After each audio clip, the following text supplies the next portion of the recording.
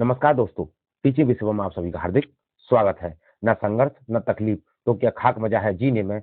अरे बड़े-बड़े तूफान थम जाते हैं जब आग लगी हो सीने में। आइए देखते हैं जी के जीएस से संबंधित अति महत्वपूर्ण प्रश्न, 20 प्रश्नों की श्रृंखला जो बार-बार परीक्षाओं में पूछे जाते हैं। देखें पहला क्वेश्चन क्या कहता है? निम्नलिखित में से बौद्ध धर्म एवं जैन धर्म पर्याय है। तो बौद्ध धर्म और जैन धर्म किससे संबंधित है? ऑप्शन ए अहिंसा, ऑप्शन बी हिंसा, ऑप्शन सी तिरतन, ऑप्शन डी सत्य। तो बताएं इस क्वेश्चन का करेक्ट आंसर क्या है?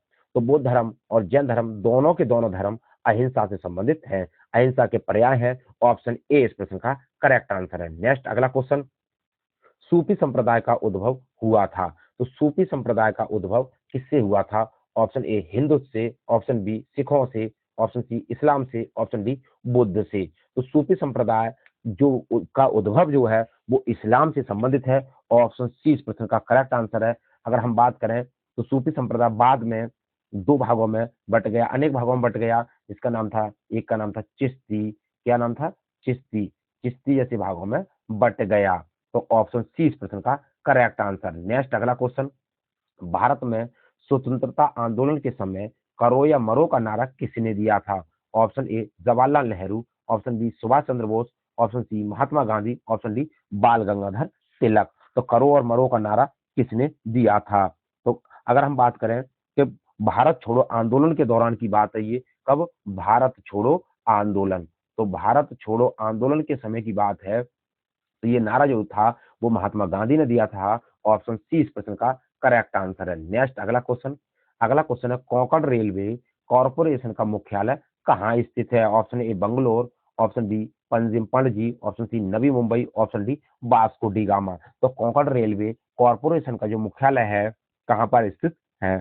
तो कोंकण रेलवे कॉरपोरेशन का मुख्यालय नवी मुंबई में स्थित है। ऑप्शन सी इस प्रश्न का करेक्ट आंसर हो जाएगा। नेक्स्ट अगला क्वेश्चन, अगला क्वेश्चन है किस राज्य की समुद्री सीमा नहीं है? Option A Gujarat, option B Goa, option C Maharashtra, option D Rajasthan. तो गुजरात, महाराष्ट्र, गोवा इन तीनों की क्या समुद्री सीमा है, लेकिन राजस्थान की कोई समुद्री सीमा नहीं है। ऑप्शन डी इस प्रश्न का करेक्ट आंसर हो जाएगा। नेक्स्ट अगला क्वेश्चन, कॉटोपैक्सी कहाँ स्थित है? Option A Ecuador, option B Japan, option C दक्षिण अफ्रीका, ऑप्शन डी कनाडा। तो कॉटोपैक्सी जो है वो विश्व का सबसे ऊंचा ज्वालामुखी है। विश्व का विश्व विश्व का सबसे विश्व का सबसे ऊंचा ज्वालामुखी, विश्व का सबसे ऊंचा ज्वालामुखी है कौन?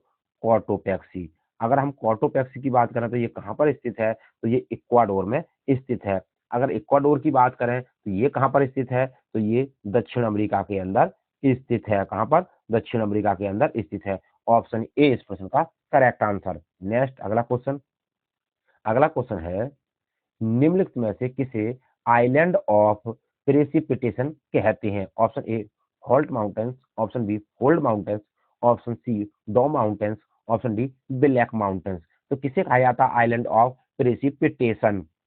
बताएं कमेंट बॉक्स में इस क्वेश्चन का आंसर दीजिए। हम अगर इस क्वेश्चन की बात करें तो आइलैंड ऑफ प्रेसिपिटेशन होता क्या है? तो वहां पर क्या होता है? अधिक वर्षा होने के कारण, अधिक वर्षा होने के कारण तो इसे कहा जाता है क्या?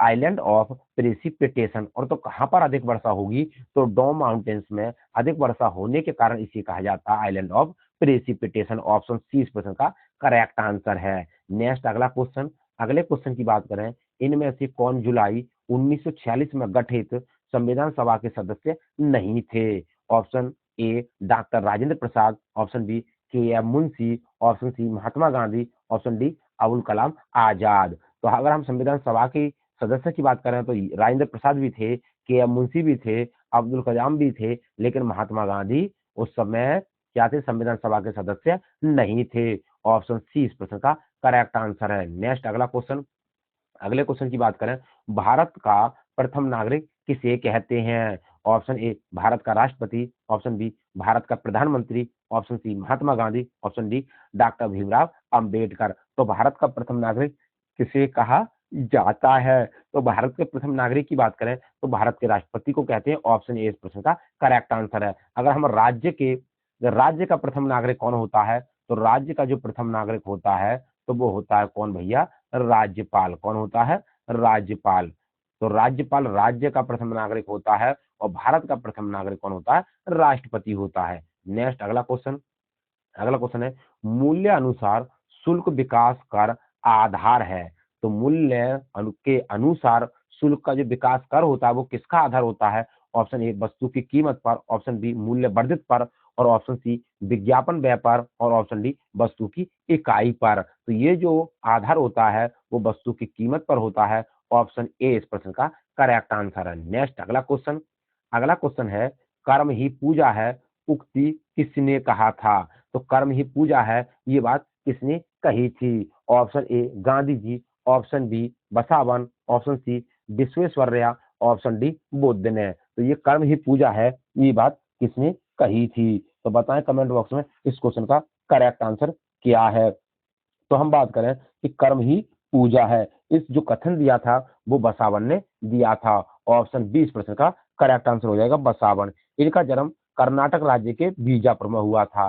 तो इनका जन्म कहाँ हुआ था? कर्नाटक में हुआ था। और कर्नाटक के अगर गांव की बात करें तो गांव था बीजापुर। तो ऑप्शन बी इस प्रश्न का करेक्ट आंसर। नेक्स्ट अगला क्वेश्चन, नेताजी सुभाष चंद्र बोस का जन्म स्थान कहाँ है? तो नेताजी सुभाष चंद्र बोस का जन्म स्थान कहाँ पर है? Option A Baharampur, option B Cuttack, option C Kolkata, option D Purulia. तो बताएं नेताजी सुभाष चंद्र बोस का जन्म स्थान कहाँ पर था? तो इनका जो जन्म स्थान था, नेताजी सुभाष चंद्र बोस का जन्म कहाँ हुआ था? उड़ीसा में हुआ था।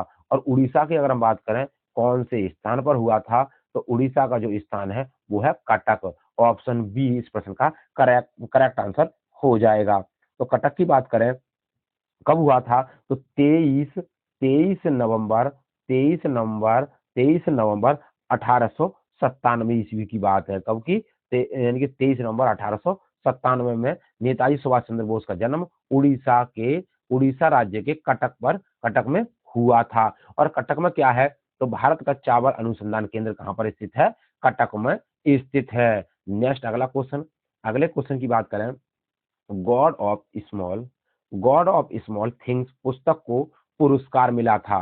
तो गॉड ऑफ स्मॉल थिंग्स पुस्तक के लिए कौन सा पुरस्कार मिला था? ऑप्शन ए पुलित्जर पुरस्कार, ऑप्शन बी कलें पुरस्कार, ऑप्शन सी साहित्य अकादमी पुरस्कार, ऑप्शन डी बुकर पुरस्कार। तो बताएं गॉड ऑफ स्मॉल थिंग्स पुस्तक के लिए कौन सा पुरस्कार मिला था? कौन सी पुस्तक है? God of small things. और ये कब प्रकाशित हुई थी? तो ये हुई थी 1997 में। ये कब की बात है भैया? तो ये है 1997 की बात। और इस पुस्तक के बारे में किसने बताया था? तो अरुंधति राय को, उनकी पुस्तक है अरुंधति राय। कौन थे?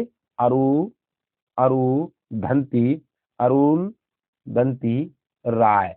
अरुधंती राय के लिए गॉड ऑफ स्मॉल थिंग्स पुस्तक के लिए जाना जाता है। और इनके लिए कौन सा पुरस्कार मिला था? तो इनके लिए मिला था बुकर पुरस्कार। ऑप्शन डी इस प्रश्न का करेक्ट आंसर है। नेक्स्ट अगला क्वेश्चन, और अगले क्वेश्चन की बात करें, अंतरिक्ष में सबसे पहले कोई यान भेजने वाला देश था। तो अंतरिक्ष में सबसे पहले कोई यान भेजने वाला कौन सा देश था? बताएं इस क्वेश्चन का करेक्ट आंसर क्या है। तो अगर हम बात करें तो सोवियत संघ ने 4 अक्टूबर 1957 को स्पुतनिक, यानी कि कब की बात है? तो 4 अक्टूबर 1957 में स्पुतनिक नामक अंतरिक्ष यान को अंतरिक्ष में भेजा था। इसके बाद अमेरिका का एक्सप्लोर यान अंतरिक्ष मिशन के लिए छोड़ा गया था। तो कौन सा था? स्पुतनिक। और किसने छोड़ा था? तो बताएं इस क्वेश्चन का करेक्ट आंसर क्या है। ऑप्शन डी इस प्रश्न का करेक्ट आंसर हो जाएगा, यूएसएसआर। और यूएसएसआर क्या है? सोवियत संघ रूस। ऑप्शन डी इस प्रश्न का करेक्ट आंसर है। नेक्स्ट अगला क्वेश्चन, कोरापुट कोरापुट निम्नलिखित में से किस उद्योग से संबंधित है? तो कोरापुट किससे संबंधित है? ऑप्शन ए वायुयान, ऑप्शन बी जहाज निर्माण, ऑप्शन सी लोहा और इस्पात, ऑप्शन डी विद्युत रेल इंजन। तो बताएं कोरापुट किससे संबंधित है? तो कोरापुट की बात करें, कोरापुट से मात्र 15 किलोमीटर की दूरी पर, मात्र कितनी दूरी पर? 15 किलोमीटर की दूरी पर क्या होता है हाल? तो हिंदुस्तान एरोनॉटिक्स लिमिटेड एंटरप्राइजेज है जो भारतीय वायुसेना के विमानों के निर्माण में कार्यरत है। तो किसके लिए जाना जाता है? भारत के विमानों में ये जाना जाता है। तो ऑप्शन ए इस प्रश्न का करेक्ट आंसर हो जाएगा, वायुयान से संबंधित है। नेक्स्ट अगला क्वेश्चन है, उड़ीसा में सुपर थर्मल पावर स्टेशन कहाँ स्थित है? तो उड़ीसा में सुपर थर्मल पावर स्टेशन कहाँ स्थित है? Option A Talcher, option B Angul, option C Sambalpur और ऑप्शन डी सुनाबेड़ा। तो बताएं उड़ीसा में सुपर थर्मल पावर स्टेशन कहाँ पर स्थित है? और बताएं इस क्वेश्चन का, तो ये जो है वो तालचेर में स्थित है। ऑप्शन ए इस प्रश्न का करेक्ट आंसर है। नेक्स्ट अगला क्वेश्चन है, अंतरिक्ष में सबसे पहले कोई यान भेजने वाला देश था, कौन सा था? Option A Canada, option B Germany, option C USA, option D USSR. तो कौन था? यूएसएसआर। ऑप्शन डी इस प्रश्न का करेक्ट आंसर है। नेक्स्ट अगले क्वेश्चन की बात करें तो कोरापुट न्यूज से किस उद्योग से संबंधित है? तो ये जो है वायुयान से संबंधित है। अगला क्वेश्चन है, उड़ीसा में सुपर थर्मल पावर स्टेशन कहाँ पर स्थित है? तो ये जो है वो तालचेर में स्थित है। ये डबल हो गए भैया। अगर हम बात करें, ये देखें जरा, संयुक्त राष्ट्र संघ का मुख्यालय कहाँ स्थित है? ऑप्शन ए हैग में, ऑप्शन बी जेनेवा में और ऑप्शन सी पेरिस में, ऑप्शन डी न्यूयॉर्क में। तो बताएं संयुक्त राष्ट्र संघ का मुख्यालय कहाँ स्थित है? बताएं कमेंट बॉक्स में इस क्वेश्चन का करेक्ट आंसर क्या है। अगर हम बात करें इस क्वेश्चन की, संयुक्त राष्ट्र संघ का जो मुख्यालय है वो न्यूयॉर्क अमेरिका में स्थित है। तो कहां पर स्थित है? न्यूयॉर्क में। ऑप्शन डी इस प्रश्न का करेक्ट आंसर है। अगला क्वेश्चन देखें, कर रडार का आविष्कार किसने किया था? तो रडार का आविष्कार किसने किया था? ऑप्शन ए जॉर्ज ईस्टमैन ने, ऑप्शन बी रॉबर्ट वाटसन बार्ट ने, ऑप्शन सी जे.एल. बेयर्ड ने, ऑप्शन सी ग्राहम बेल ने। तो बताएं कमेंट बॉक्स में कि भाई रडार का जो प्रयोग था वो किसने किया था। तो रडार होती क्या है? इस सूक्ष्म तरंगों द्वारा वस्तुओं का पता लगाने वाली एक प्रणाली है। सूक्ष्म तरंगों द्वारा वस्तुओं का पता लगाने वाली एक प्रणाली है ये। सर रॉबर्ट अलेक्जेंडर बार्टसन वाट ने रडार का आविष्कार किया था। तो ऑप्शन बी इस प्रश्न का करेक्ट आंसर है, रॉबर्ट बार्टसन वाट ने। ऑप्शन बी इस प्रश्न का करेक्ट आंसर है। तो उम्मीद करता हूं दोस्तों जी के जीएस से संबंधित जो 20 प्रश्नों की श्रृंखला थी आपको पसंद आई होगी। यदि वीडियो पसंद आई हो तो वीडियो को ज्यादा से ज्यादा शेयर करें, लाइक करें और कमेंट बॉक्स में वीडियो से संबंधित अपना सुझाव अवश्य दें। ऑल द बेस्ट, थैंक्स, जय हिंद, जय भारत।